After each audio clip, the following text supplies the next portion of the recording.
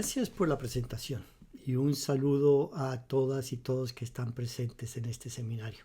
Es para mí un gusto participar en esta serie que ha sido de mucha calidad, de un nivel muy bueno.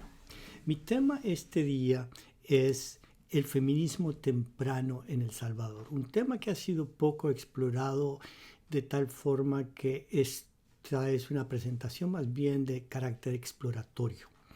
He dividido mi presentación en 4 partes. Primero voy a dar una introducción sobre algunos elementos que considero necesarios para comprender el resto de la presentación.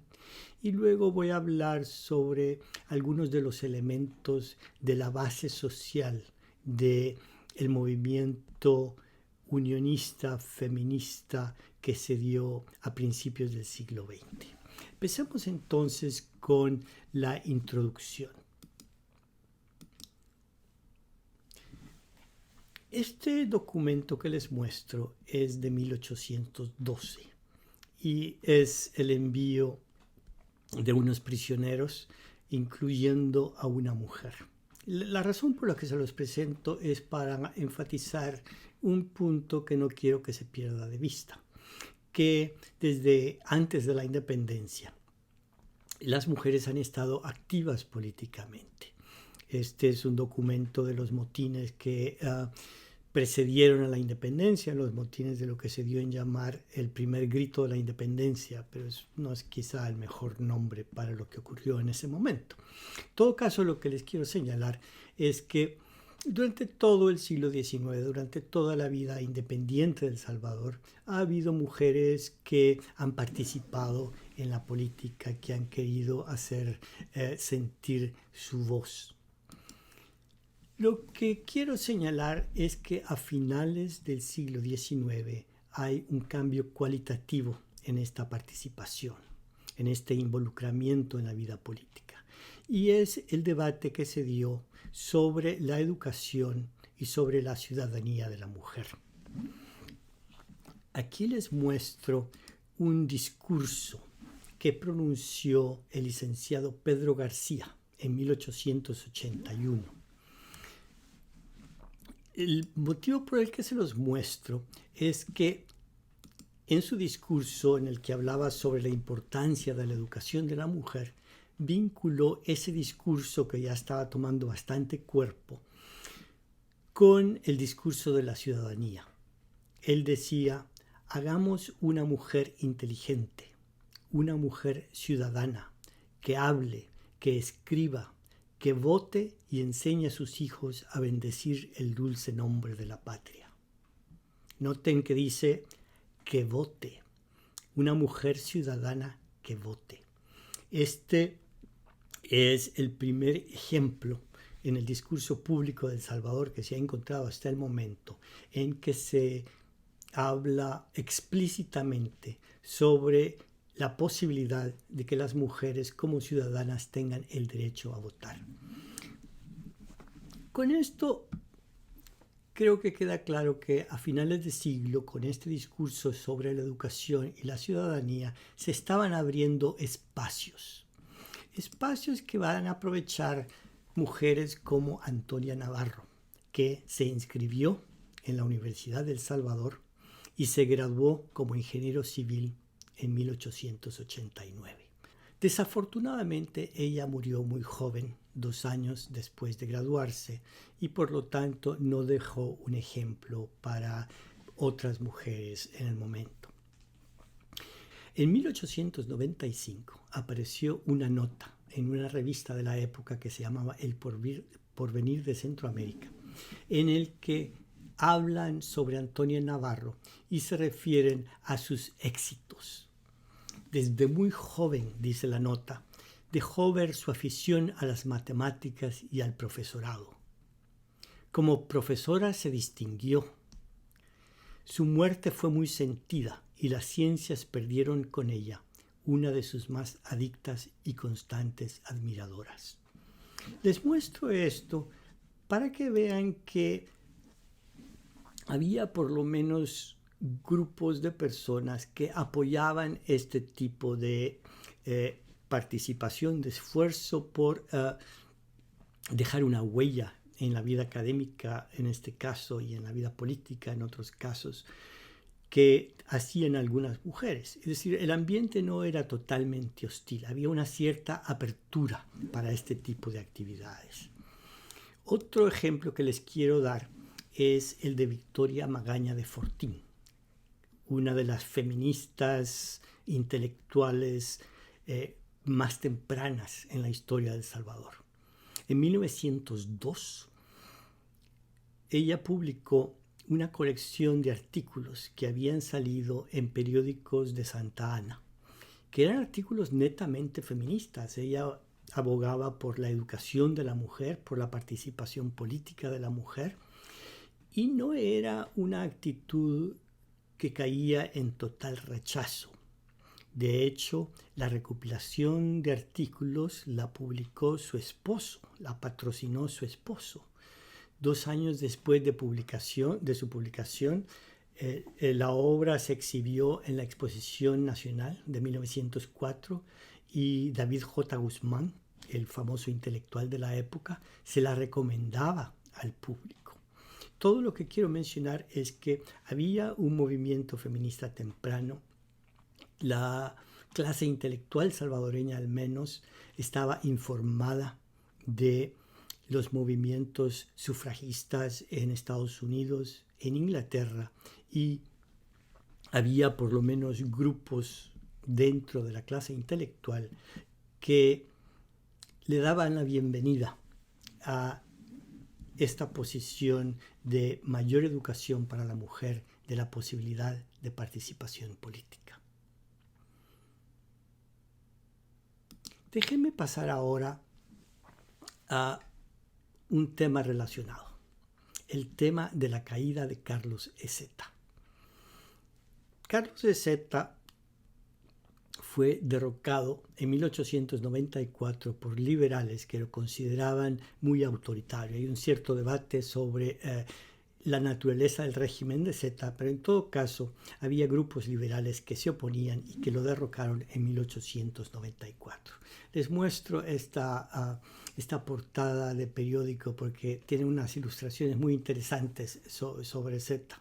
Esto apareció en San Francisco a finales de siglo, y aquí tiene una efigie de don Carlos Ezeta. En todo caso, Carlos Ezeta fue derrocado en 1894, en el movimiento de los 44 de Santa Ana, que se recuerda como la ciudad heroica por ese motivo. Después de la revolución de los 44, como le llamaran en la época, se publicó este folleto del cual les muestro la portada, que relataba los principales acontecimientos que ocurrieron en Santa Ana en ese momento. Este era, por supuesto, un esfuerzo de los vencedores de contar la historia, de contar lo heroicos que fueron al derrotar a Ezeta.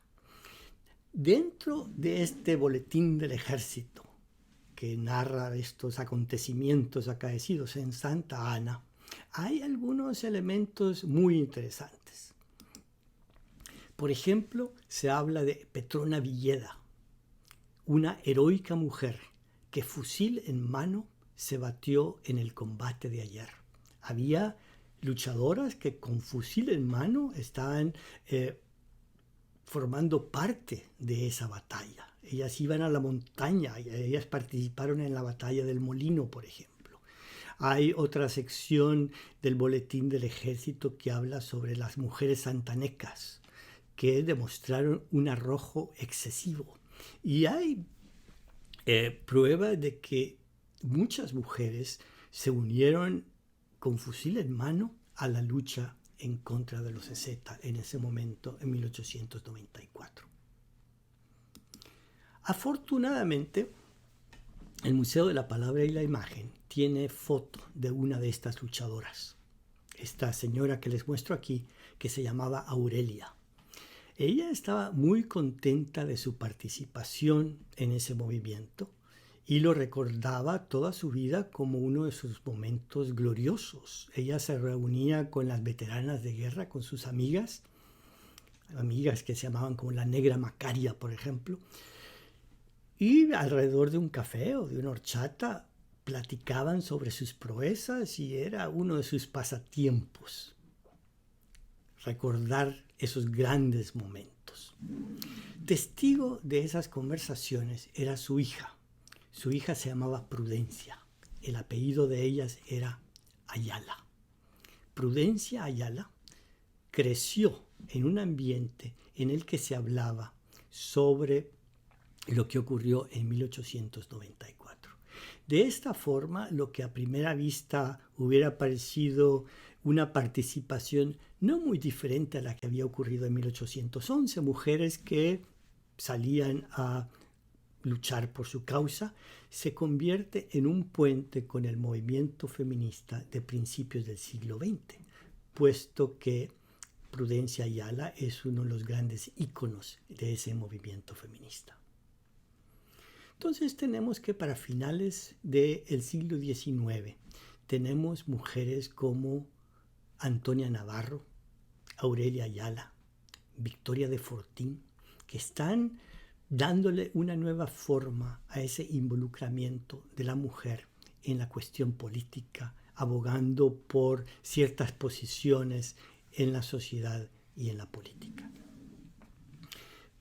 Para ilustrar un poco el ambiente de donde venían y lo que las capacitaba para participar, quiero darles una idea sobre la escolaridad que tenían las mujeres urbanas en El Salvador a finales del siglo XIX, principios del siglo XX. Yo creo que es importante tener esta información para comprender las actividades de las mujeres que vamos a discutir más adelante. Estos son datos que yo calculé a partir de las cifras del censo de 1950. Viendo en este censo la alfabetización de las mujeres urbanas, que está en la columna 4, podemos observar que mujeres que nacieron entre 1886 y 1895 y que vivían en las zonas urbanas, aproximadamente 46.4% sabían leer y escribir. Y las que nacieron entre 1896 y 1905, aproximadamente 48.2% sabían escribir. Eso quiere decir que las protagonistas de esta presentación de hoy, mujeres urbanas, tenían una buena probabilidad de poder leer el periódico y tenían una cierta educación. No era la mayoría, pero era una minoría significativa, casi el 50%. Creo que vale la pena tener esto en mente.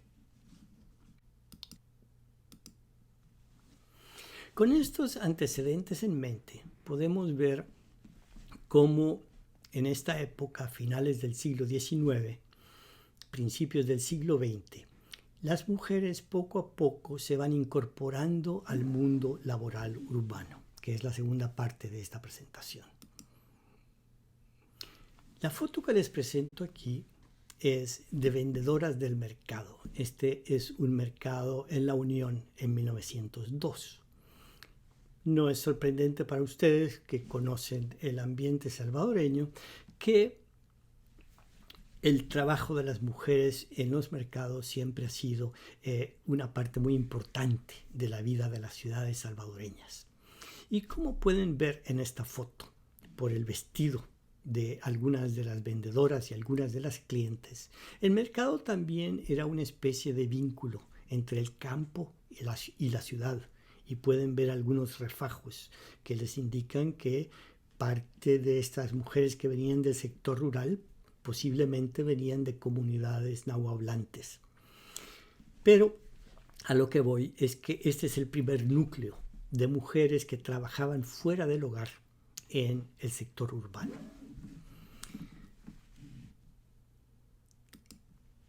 Para fines del siglo XIX y principios del siglo XX, se había producido una feminización de la docencia. cada vez más mujeres se dedicaban a la docencia y se estaban profesionalizando.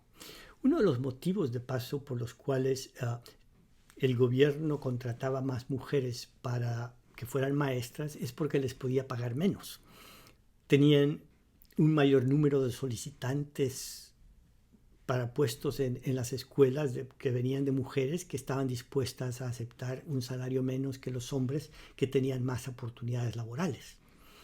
También esta es una época en que se empieza a profesionalizar la actividad de la docencia. El Colegio Normal de Señoritas que les muestro aquí reunía muchas mujeres jóvenes que tenían el ejemplo de maestras mayores, algunas de ellas con bastante reputación en el país, y se creaba una comunidad profesional de maestras que tenían una identidad no solo por su profesión, sino que también por ser mujeres. También contribuyó a esta incorporación al mundo laboral en las ciudades la aparición de nuevas instituciones que daban formación profesional a las mujeres para que desempeñaran cierto tipo de trabajos. Una de las principales instituciones en este sentido, y que fue muy famosa en su época, venían mujeres de toda Centroamérica, de hecho, para estudiar ahí, era la Escuela Técnico-Práctica de Señoritas. Ahí recibían clases de telegrafía. Esta es una foto de una clase de telegrafía. También estudiaban telefonía, tipografía, encuadernación, fotografía, grabado, además de otras actividades prácticas más tradicionales para las mujeres como corte y confección y arte culinario. Ahora, llama la atención que las fotos que aparecen en los informes de la Escuela Técnico-Práctica de Señoritas siempre son de este tipo. No salen fotos en las clases de corte y confección o en las clases de arte y culinario, sino que salen fotos de estas muchachas estudiando encuadernación o estudiando telegrafía, que es un poco el mensaje que querían transmitir las administradoras de la escuela. Había una maestra que se llamaba Adela Orantes, que era la líder de este movimiento, que tenían claramente una agenda feminista. De hecho, la escuela tenía una publicación que era solamente para mujeres. O sea que en estas escuelas no solamente están aprendiendo habilidades y técnicas que les van a ayudar en el mundo del trabajo, sino que también están desarrollando una cierta identidad como mujeres trabajadoras con intereses separados, intereses propios. En este mismo capítulo podemos hablar sobre la escuela de enfermeras. En 1917, el gobierno había contratado en París a una profesora obstétrica, una comadrona, para dirigir una escuela de parteras y enfermeras. Esta escuela funcionó por algún tiempo en el Hospital Rosales. Aquí aparece con su sombrerito parisino, rodeada de las estudiantes de la Escuela de Enfermería. Igualmente es otra instancia en que se reúnen ellas para estudiar una profesión, se sienten profesionales, van desarrollando una cierta identidad de mujeres trabajadoras con conocimientos que las distinguen del resto de la sociedad. Un último ejemplo que les voy a dar en este sentido es la Escuela de Artes Gráficas, que es de 1923. Y aquí aparecen los alumnos de la Escuela de Artes Gráficas. Aquí pueden ver también que hay hombres y mujeres. Las mujeres se están preparando para trabajar en cosas como tipografía.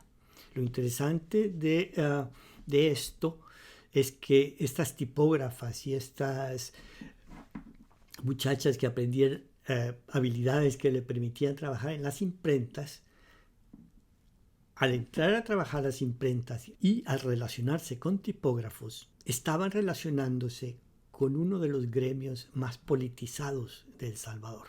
Y volveremos a esto más adelante.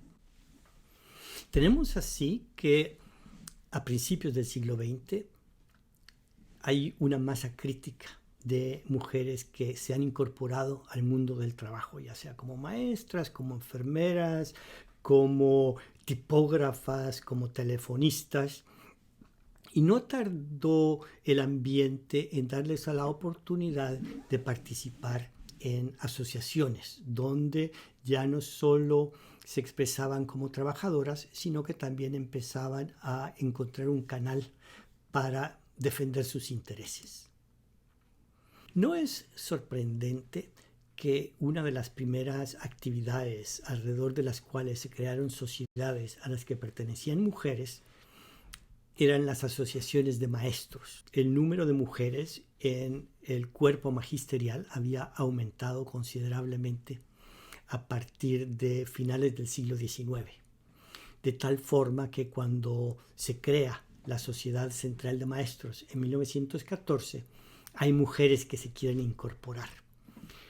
Una de las primeras mujeres que se incorporaron a la Sociedad Central de Maestros fue Teresa Masferrer. Les sonará familiar el apellido. Ella era hermana de Alberto Masferrer. Muchos conocen algo por lo menos sobre Alberto Masferrer, pero muy pocos saben sobre Teresa. Y Teresa era una intelectual y una mujer con una actividad política propia por su cuenta. Y ha sido injustamente olvidada. Yo creo que es uno de los personajes que deberíamos de rescatar. Ella había escrito un librito que se llamaba Nociones de Higiene, en la que capturaba los conocimientos del higienismo, que era algo que estaba muy de moda en la época. Y ella toma los conocimientos de higienismo que había investigado y los adapta al medio salvadoreño. Y el libro era tan útil porque salvadoreñizaba las nociones de higienismo con ejemplos muy apropiados para el medio, que fue un libro que se usó en las escuelas a partir de 1911 por varios años. En todo caso, ella fue una mujer sumamente activa, que aprovechó su papel en la Sociedad Central de Maestros y en otras organizaciones para tomar un protagonismo realmente interesante. En 1912, por ejemplo, ella fue de las organizadoras de una escuela nocturna para obreras. Ya se ve aquí esa conciencia social que era similar a la de su hermano Alberto. Ella fue una de las directoras, la primera directora de la escuela nocturna para obreras. Más adelante encontramos el nombre de Teresa Masferrer dando conferencias, esta vez en lo que se llamó la Universidad Popular. Ella daba también conferencias en las asociaciones de obreros. Era una mujer buscada para hablar sobre temas como el alcoholismo, sobre la higiene y también sobre temas de unionismo, que ya veremos más adelante por qué es importante. Es decir, ella aprovechó su papel en sociedades para destacarse, para tomar un papel de liderazgo intelectual. Ella fue una de las fundadoras del Ateneo de El Salvador, la única mujer. De tal forma que esta participación en asociaciones fue un vehículo para contribuir más a la sociedad. Y aquí tengo un ejemplo curioso que nos muestra cómo esa incorporación de las mujeres a asociaciones no siempre fue fácil. Tengo una noticia aquí de 1914 en la Sociedad de Tipógrafos. Ya hablamos de cómo era frecuente que muchachas que habían estudiado en la escuela técnico-práctico se incorporaran a imprentas y era natural entonces que entraran a la Sociedad de Tipógrafos. Pues bien, esta señorita Gutiérrez Muñoz aparentemente tenía mucha personalidad y su participación en las reuniones de la Sociedad de Tipógrafos fue muy vigorosa, a tal grado que los hombres resintieron su presencia. No estaban acostumbrados a tener mujeres en la sociedad y si iban a tener mujeres en la sociedad posiblemente hubieran preferido que se quedaran calladas. Pero la señorita Gutiérrez Muñoz no se quedaba callada y algunos de sus colegas pidieron la expulsión, lo cual causó un gran revuelo. Y por fin la amonestaron, pero siguió en el gremio de tipógrafos. Es decir, esa incorporación de las mujeres a asociaciones donde había hombres no siempre fue fácil, creaba fricciones, era un fenómeno nuevo. Entonces es comprensible que estas mujeres trabajadoras hayan tratado de crear sus propias asociaciones. Una de las primeras asociaciones que he encontrado yo en la prensa de la época es una asociación de costureras, que luego se llamó El Despertar. Entre sus líderes estaba la señorita Ana María Bonilla.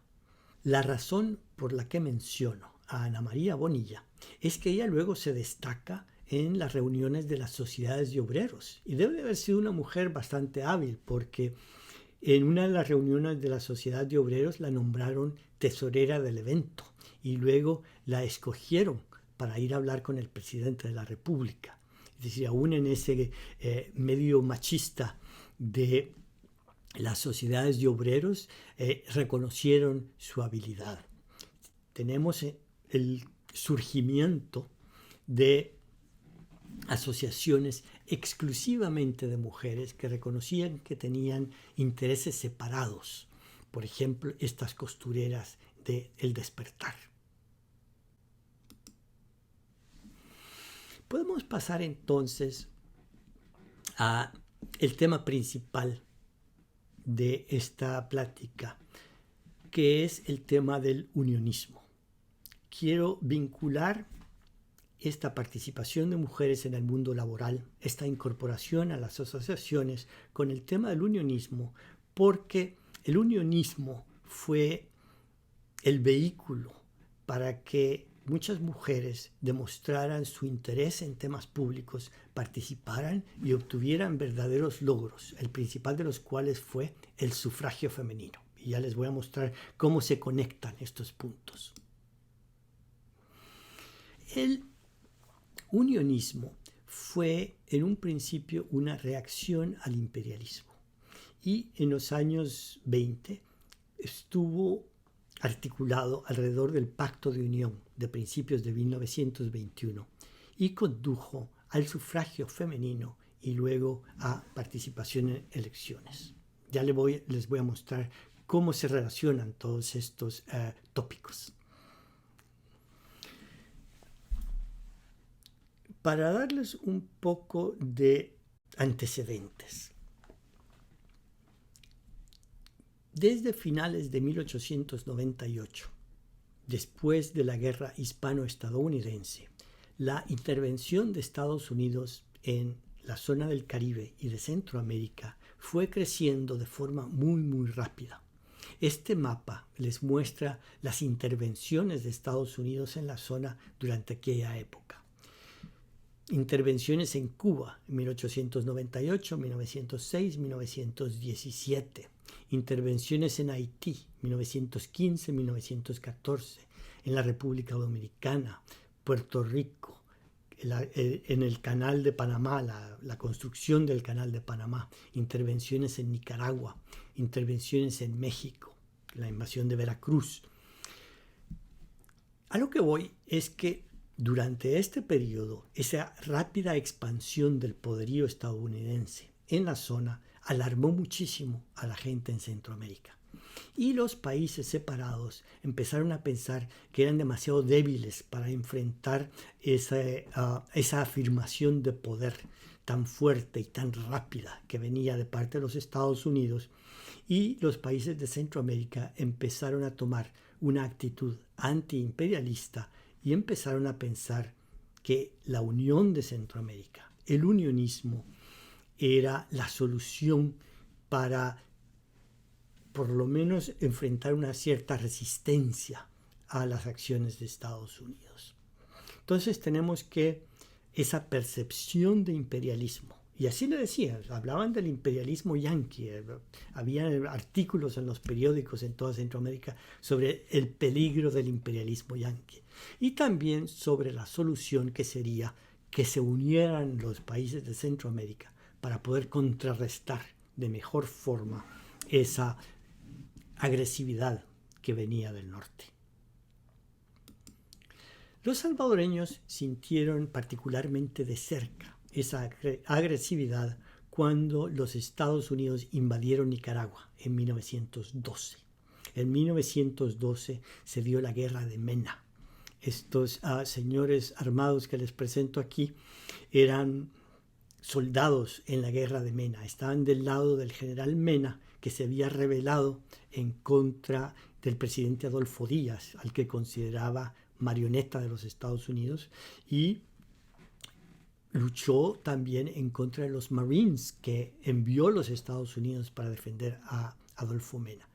Bueno, todo esto causó tremendo interés y tremenda indignación en El Salvador. Los periódicos hablaban constantemente sobre lo que estaba ocurriendo en Nicaragua, había manifestaciones constantes y hubo salvadoreños que fueron a luchar al lado de Mena en contra de los Marines.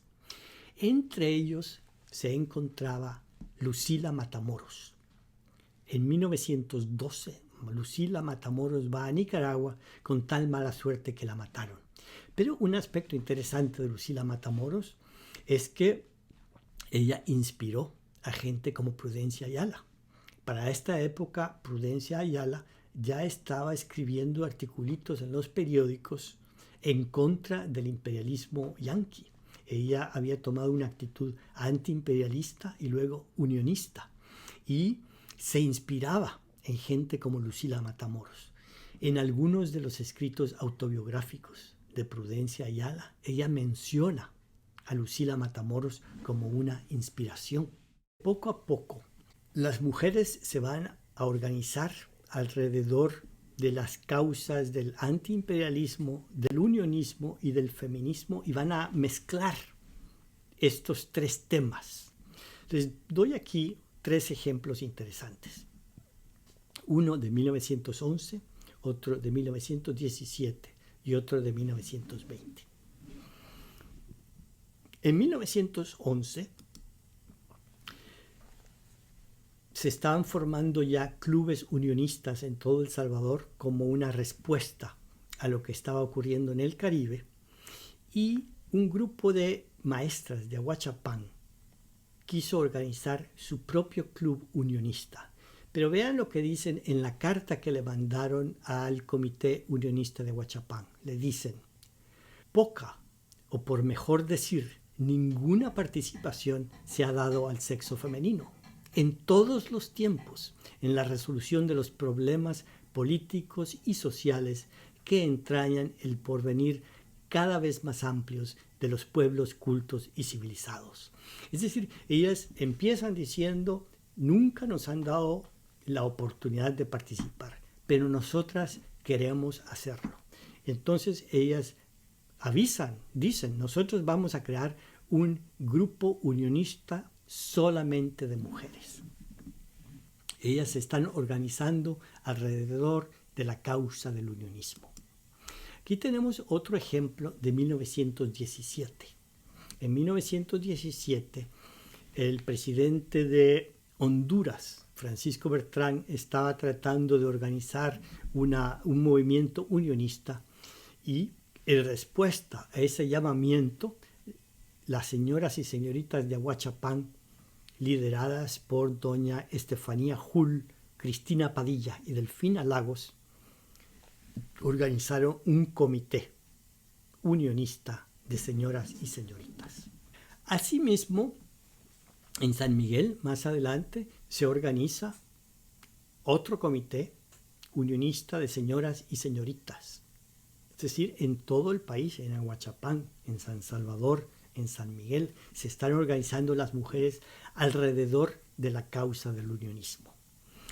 Pero vamos a ver cómo explicaban ese interés y el papel que estaban dispuestas a jugar. Esta es una cita de doña Delfina Lagos, del Comité Unionista de Señoras y Señoritas de Ahuachapán. Cuando la mujer se propone algo benéfico y grandioso, no hay nada que resista a su empuje. Los hombres, como dignos compañeros de ella, habrán de disputarse el honor de secundarla y sostenerla. Sí, aquí hay una afirmación muy interesante de la capacidad de hacer cosas. Cuando la mujer se propone hacer algo, lo logra, a diferencia de los hombres. Y los hombres son los compañeros de ella. Entonces, ella está poniendo de cabeza aquella idea de que la mujer es la acompañante del hombre, no hay hombre grande si no tiene detrás a una mujer. No, ella se pone por delante de los hombres. Es una afirmación de la capacidad de la mujer para participar. Y esto decía doña Delfina Lagos. De paso, si entre ustedes hay alguien que tenga una foto de doña Delfina Lagos, me interesaría mucho tenerla porque me parece que esta es una cita súper interesante. Se me ocurre ahora que tal vez ella es pariente de Alfredo Mena Lagos, no se me ha ocurrido preguntarle. Pero en todo caso, más de alguno de ustedes será de Ahuachapán y sabe quién es Delfina Lagos. Le agradecería que me mandara una foto de ella para mi próxima presentación sobre este tema. Pero bueno, así articulaba Delfina Lagos su posición como mujer unionista que iba a lograr lo que quería. Veamos cómo veía las cosas Prudencia Ayala. Ella manejaba un discurso no solamente feminista, no solamente unionista, sino que también claramente antiimperialista. Decía en una de sus conferencias: la integridad nacional es sagrada, debe respetarse. Oh gobernante norteamericano, la justicia fortalece a los oprimidos contra la tiranía, y no correrás largo sin que castigue a esa tu falsa potestad. Tendrás que indemnizar a las naciones vecinas por los daños que ha causado tu desastrosa política. Espera que ya brillará la espada de la justicia contra tus iniquidades. Ella articula un gobierno claramente de oposición a las intenciones de Estados Unidos en Centroamérica.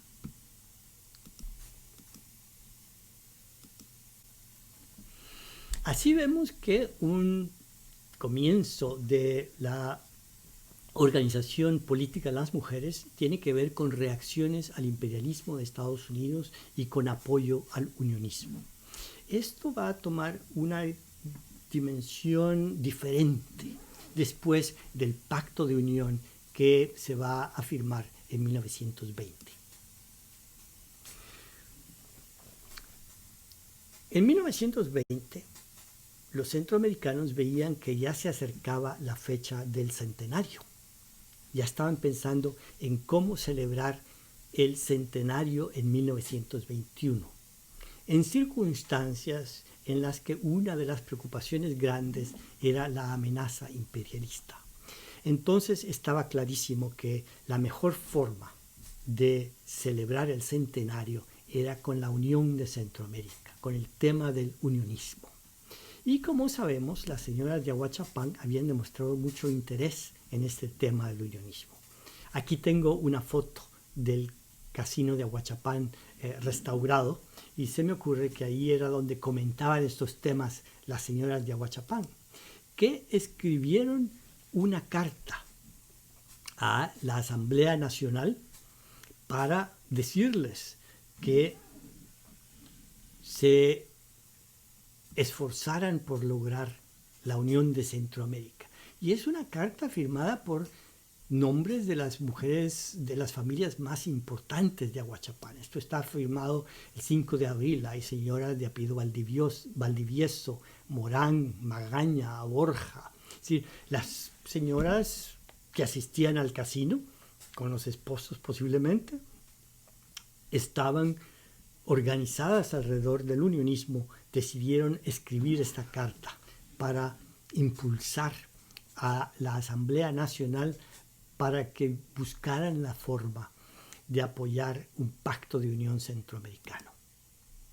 Y este tipo de presiones va a tener éxito. El gobierno de El Salvador convocó al resto de países de Centroamérica para que se reunieran para hablar sobre una restauración de la Federación Centroamericana.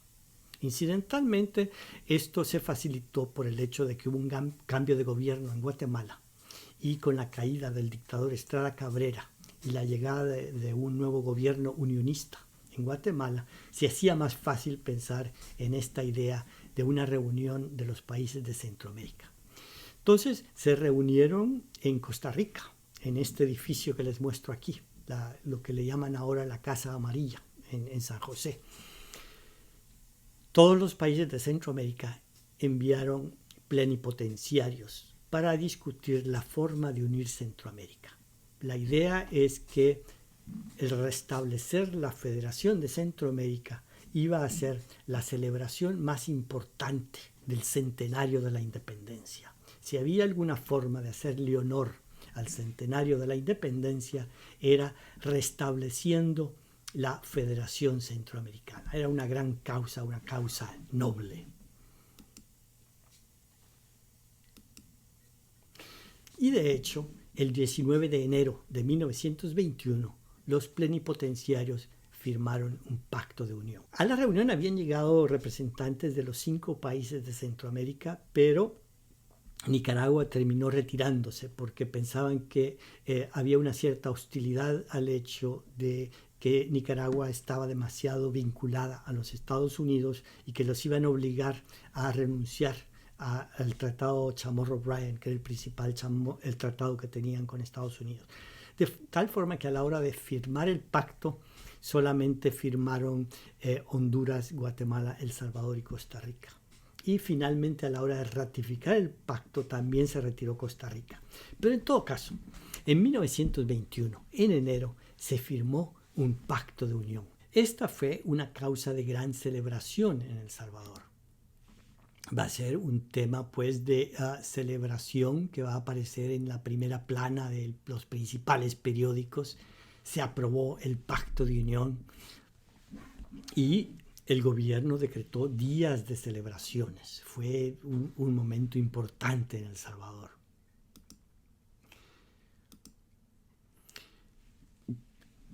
En Quesaltepeque hubo una celebración, como en muchos de los pueblos y ciudades de El Salvador. Pero quiero destacar aquí una descripción de la celebración en Quesaltepeque. Hay una reunión en el local del Comité Unionista y va a hablar el doctor Coto Bonilla. El doctor Coto Bonilla era un famoso unionista muy conocido en la época. El doctor Coto Bonilla tuvo bellísimas frases para la mujer salvadoreña, para esas sufridas y abnegadas mengalas que, tras las rudas faenas de la máquina Singer, van gozosas y entusiastas a dar vida al salón de conferencias, con su voz que es sinceridad y con su sentir que es el patriotismo. Esto me resulta muy interesante.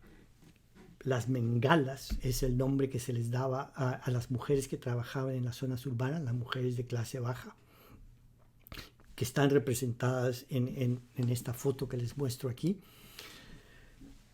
Ellas iban a estos salones de conferencias, participaban, le daban vida a la conferencia, estaban involucradas. Estas son las mujeres que algunas de ellas, quizá la mitad de ellas, sabían leer y escribir, que asistían a las reuniones de diferentes asociaciones y que querían estar en reuniones políticas, que querían ser parte de la toma de decisiones políticas, querían influenciar el quehacer del país. La participación de las mujeres en estas reuniones, como decía el doctor Coto Bonilla, era una parte integral de la vida política de la época. Otro ejemplo de estas mujeres que participan y de estas conferencias que se dan son las conferencias que daba Prudencia Ayala. Mientras estaba todavía trabajando en el Pacto de Unión, los unionistas estaban muy activos en querer promover la firma del Pacto de Unión y Prudencia Ayala participaba en eso. Ella ya se estaba dando a conocer como una unionista y como una conferencista muy vigorosa. En el teatro principal ella participaba como conferencista y recibía merecidos aplausos del auditorio. Cabe señalar que en sitios como el Teatro Principal o el Teatro Colón había frecuentes conferencias sobre temas de actualidad. Así como ahora se discuten los temas de actualidad en televisión, que aparecen representantes de partidos y ministros y gente que tiene algo que decir, así se hacía entonces en los teatros. Esas conferencias a las que asistía Prudencia Ayala y a las que asistían las Mengalas eran el equivalente un poco de esas discusiones sobre temas políticos que vemos ahora en televisión. Por supuesto, en aquella época apenas había cine. Aquí les muestro el Teatro Principal, que era uno de los sitios favoritos para este tipo de conferencias. Y veamos el tipo de cosas que decía Prudencia Ayala en estas conferencias. Viva el triunfo del patriotismo femenino, viva el progreso, viva la gloriosa unión de nuestra amada patria Centroamérica, vivan los gobernantes que cumplen con su deber de realizar la causa. ¡Viva!, contestó el auditorio. Ella está colocando en la misma mesa el patriotismo femenino, la unión de Centroamérica y, como hemos visto en la lectura anterior, el antiimperialismo. Estos temas están vinculados, son parte de un mismo tejido. La participación de la mujer a principios del siglo XX era una participación a través del unionismo, pero como vamos a ver, que iba a tomar un carácter de defensa de sus derechos políticos y de promoción de sus derechos políticos. Pero el unionismo en este momento le daba una gran energía a las organizaciones de mujeres. Veamos, por ejemplo, las manifestaciones de mujeres unionistas que se dan en esta época. En Santa Ana va a haber grandes manifestaciones unionistas donde el Comité Femenino del Partido Unionista organiza carrozas alegóricas. La directiva del partido incluía a mujeres como doña María Álvarez de Guillén. En Quesaltepeque, para la celebración de la firma del Pacto de Unión, participó el Comité Unionista Femenino, haciendo acto de presencia y entonando el himno centroamericano. Más adelante hay manifestaciones, esto ya a finales del año 21, en que se hablaba de las gentiles musas de la Federación Centroamericana. En esta serie de manifestaciones que hubo a finales de 1921, llegaron señoras de Santa Ana, San Salvador, y las señoras del mercado de San Salvador le van a dar un concierto a las señoras de Santa Ana, a las señoras del Comité Unionista Femenino de Santa Ana, que eran señoras de las mejores familias. El concierto va a ser en el Hotel Nuevo Mundo que les estoy mostrando aquí. Ahora hay algo curioso sobre esta reunión de las señoras del mercado con las señoras del Comité Unionista Femenino de Santa Ana. En febrero de 1921 había habido verdaderos motines en San Salvador por motivos económicos, y la líder de los motines era la líder de las señoras del mercado de San Salvador, una señora que se llamaba Concepción Cornejo de Fillac. Doña Concepción, que era obviamente una mujer con mucha energía y una verdadera líder de las señoras del mercado, posiblemente alguien con una personalidad que diríamos vibrante, se reúne con las señoras de las mejores familias de Santa Ana. Es decir, este movimiento de mujeres incluye una coalición de mujeres de diferentes grupos sociales. Esto es realmente relevante. Esto es inusitado. En El Salvador de 1921, las señoras del mercado se reúnen en común causa con las señoras del Comité Femenino de Santa Ana. Vemos entonces este nivel de organización tan grande que están logrando las mujeres y este entusiasmo alrededor del tema del unionismo. Pero por supuesto, las mujeres tenían algunos intereses que eran exclusivamente de ellos.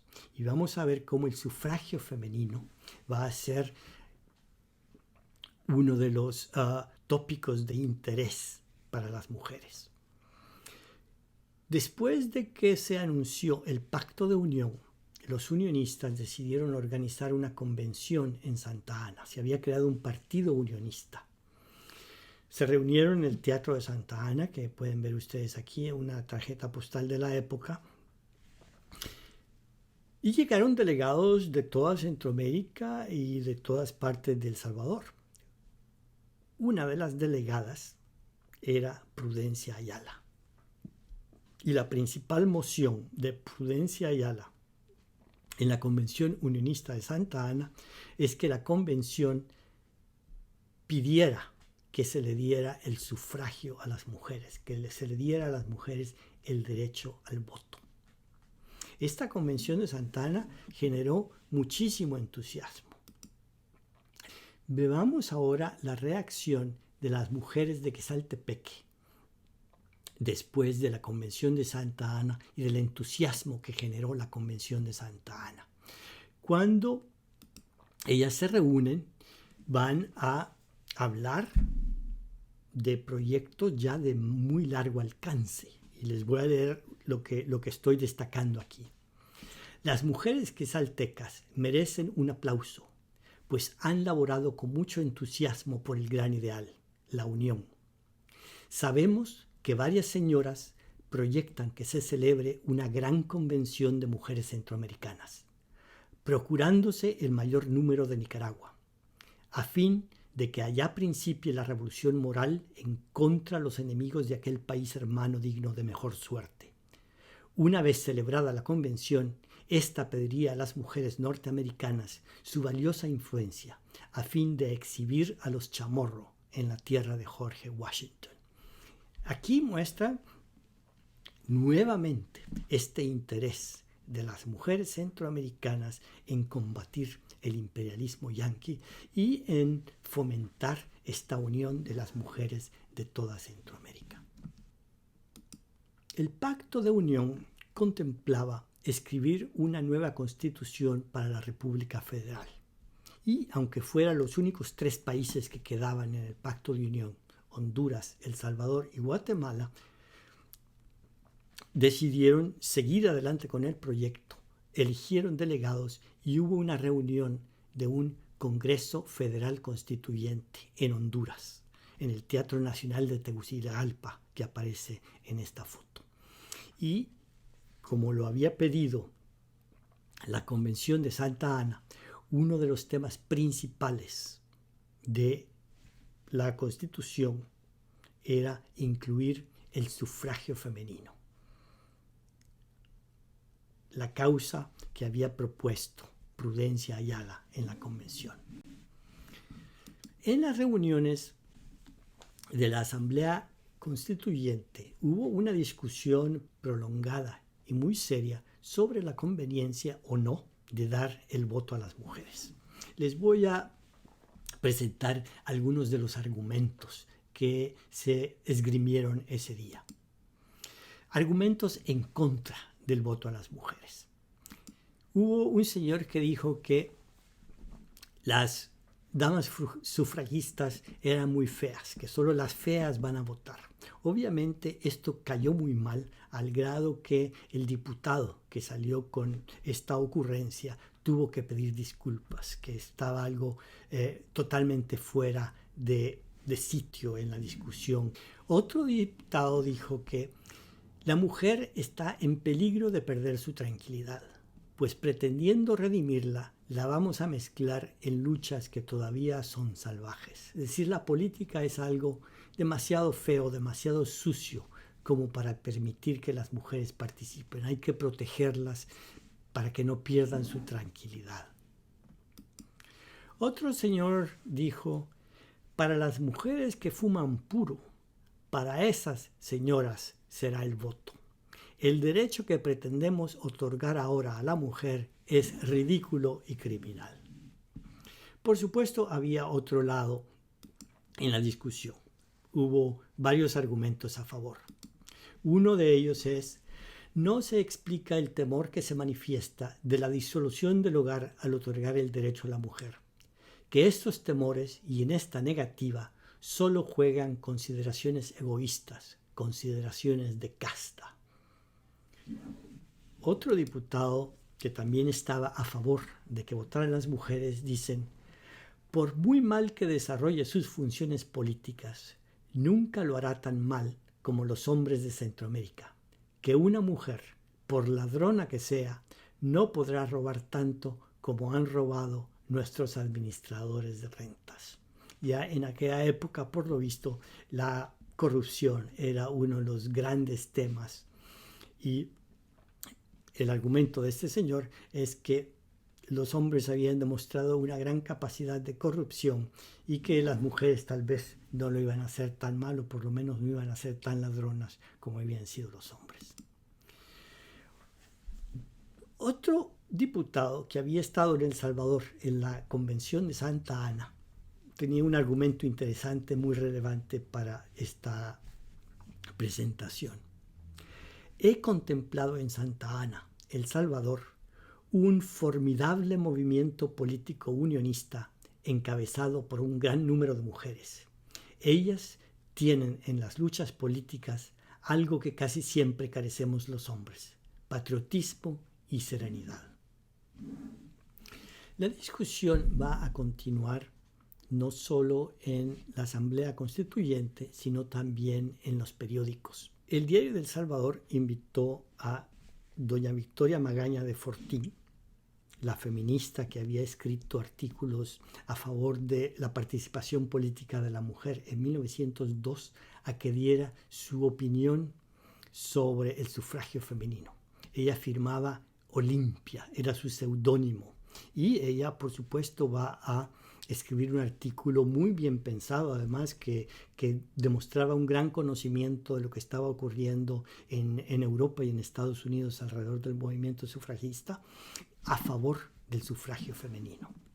A fin de cuentas, la Asamblea Constituyente aprobó el famoso artículo 29, que daba a las mujeres el derecho a votar. Dice el artículo 29: podrán ejercer el derecho de sufragio las mujeres casadas o viudas, mayores de 21 años, que sepan leer y escribir, las solteras mayores de 25, que acrediten haber recibido la instrucción primaria, y las que posean capital o renta en la cuantía que la ley electoral indique. No es ciertamente un derecho al voto universal, es un derecho al voto que se da a mujeres más o menos privilegiadas, pero en todo caso es la primera vez en la legislación centroamericana que se da a las mujeres el derecho a votar. Ahora, algunos de los diputados en la Asamblea Constituyente usaron el argumento de que las mujeres no habían luchado por el sufragio femenino, que realmente lo que estaban haciendo era regalarles el sufragio femenino, que no estaba ocurriendo en Centroamérica lo mismo que había ocurrido en Inglaterra o que había ocurrido en Estados Unidos, donde las mujeres habían luchado por un largo tiempo para lograr el sufragio. Pero veamos cómo se contrasta esto con lo que sabemos sobre lo que estaba ocurriendo en El Salvador. Veamos las organizaciones que habían surgido de este movimiento. Club Unionista Femenino, Bengalas Unionistas, Club Unionista de Señoritas Bellos Horizontes, Comité Unionista de Señoras y Señoritas de Aguachapán, Comité Unionista de San Pedro Puzla, Comité Femenino Reformista San Miguel, Sociedad de Costureras El Despertar, Comité Unionista de Señoras de Sonsonate, Comité Unionista Femenino de Quesaltepeque, Comité Femenino Unionista de San Salvador, Comité Femenino Unionista de Santa Ana, Sociedad Femenil El Porvenir de la Mujer. Estamos hablando de que durante este periodo hubo una verdadera ansia de organizarse y un trabajo político arduo. Lo que quiero resaltar es que las mujeres de El Salvador aprovecharon la oportunidad política que les daba el unionismo para organizarse y para hacer sentir sus derechos y para lograr que la Asamblea Constituyente les diera el derecho al voto. Este no es un regalo que les han recibido, sino que el producto de mujeres, además de todas las clases sociales, y que superaban las barreras de clases para trabajar juntas. Las señoras mengalas unionistas de Ahuachapán no eran del mismo grupo social que las señoras de Santa Ana, que eran de los grupos sociales más altos. Las vendedoras de los mercados y las costureras no eran del mismo grupo social que las señoras del Comité Femenino Unionista de San Salvador. Había una coalición, una voluntad de trabajar juntas, aún cuando había diferencias sociales y posiblemente políticas muy grandes. Ahora bien, vamos a ver si una vez ganado el sufragio femenino en la Constitución Federal de 1921, eso se va a traducir en la posibilidad de votar. Vamos a hablar entonces sobre las elecciones que se dan en 1921. Después de que se aprobó la Constitución, ya era el momento de darle realidad a la República Federal de Centroamérica que se reconocía en esa Constitución. Entonces había que elegir delegados para un Consejo Ejecutivo Federal que iba a gobernar a Centroamérica y a los diputados que iban a ser parte de la legislatura de Centroamérica. Entonces, en octubre se convoca a la elección de representantes del Consejo Federal y diputados. Ahora, todo esto se hace muy a la carrera. Se convocan las elecciones a principios de octubre y las elecciones iban a ser a finales de octubre. Y esto provoca una fiebre de actividad entre los unionistas, porque había muchas divisiones entre aquellos que buscaban la unión.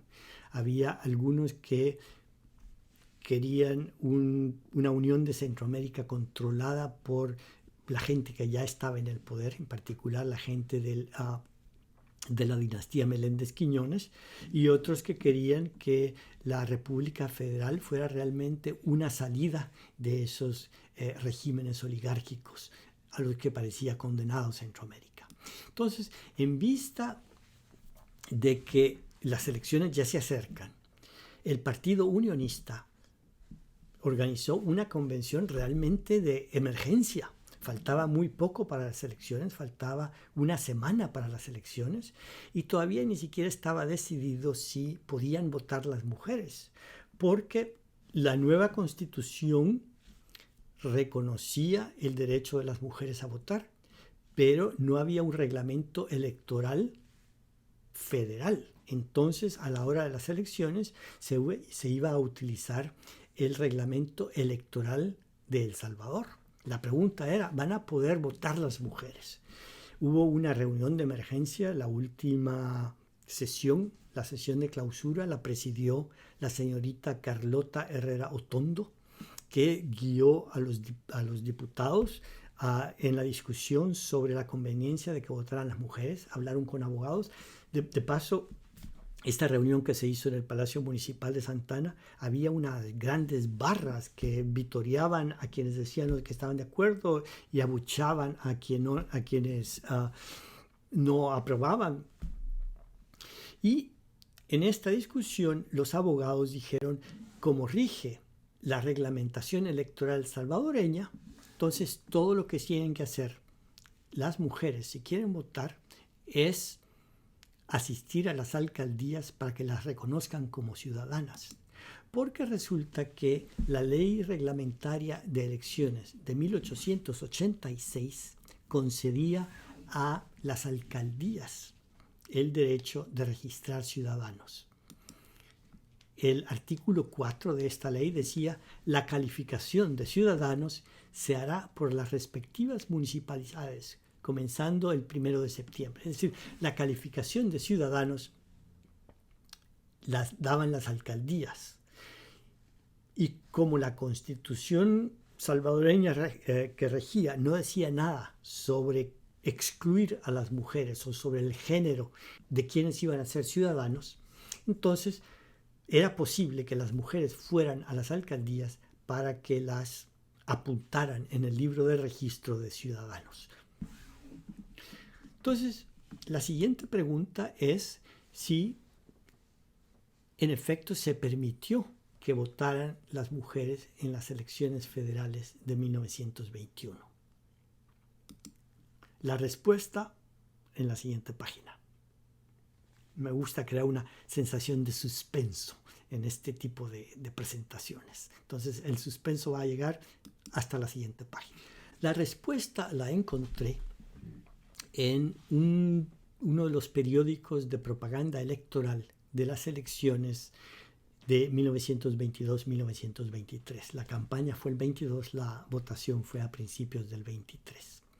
Este periódico era uno de los órganos que apoyaba la candidatura del doctor Quiñones. Y dice lo siguiente, uno de los artículos. En virtud de la ley citada, y se refiere a la Constitución Federal, un gran número de mujeres del país se inscribieron en los registros de ciudadanos de las alcaldías municipales para ejercer el sufragio y ya inscritas en las elecciones del mes de noviembre del año próximo pasado. Las elecciones fueron a 3 días, final de octubre y principios de noviembre, concurrieron en el mayor orden y compostura y eligieron a los diputados federales del Estado con toda libertad. Este es un artículo que se escribió un año después de los hechos, de un grupo de personas que en general no aprobaban el voto femenino. Es decir, aquí tenemos prueba de que las mujeres sí se registraron en 1921 y sí salieron a votar.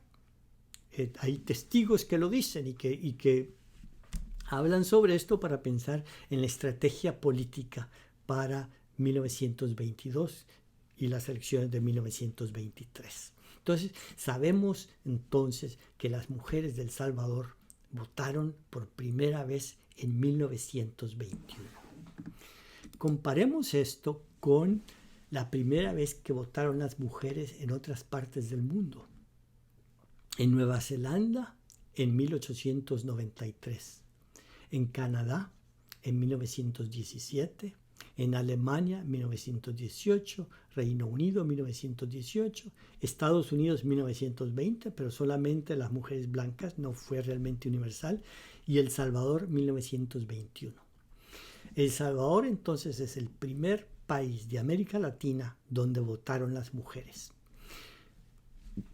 Los casos que le siguen son de Ecuador el 29 y Puerto Rico el 29. Hay quienes hablan de las elecciones en Yucatán en 1923 o unas elecciones en Uruguay en 1927, que fueron en efecto votaciones legales, pero locales, a nivel local. El primer país donde hubo una elección legal a nivel nacional en el que votaron las mujeres fue en 1921. Yo creo que esto es algo que es desconocido y que debería de celebrarse. Es una muestra de que el feminismo temprano en El Salvador tuvo un tremendo éxito y debería ser causa de orgullo. El otro día, en mi caminata de la mañana, le tomé una foto al monumento que le han hecho en el Parque Central a las pioneras del voto femenino. El voto femenino en Estados Unidos fue posible después de una enmienda a la Constitución en 1920, de forma que este año se erigió este monumento. Y estaba pensando yo que algo similar debería de ocurrir en El Salvador para las pioneras del voto femenino en 1921. Aunque sea un hecho que no se ha celebrado, no hay motivo para no celebrarlo. Debería de ser una causa de orgullo para todos los salvadoreños esa expansión de la ciudadanía, esa expansión de los derechos políticos, que aunque por motivos políticos luego se retrocedió, en su momento fue un logro de gran envergadura que no deberíamos de dejar por alto. Y con esto termino mi presentación. Espero que no los haya aburrido demasiado y si tienen algunas preguntas ahora al final podemos contestarlas con todo gusto. Muchísimas gracias por su atención.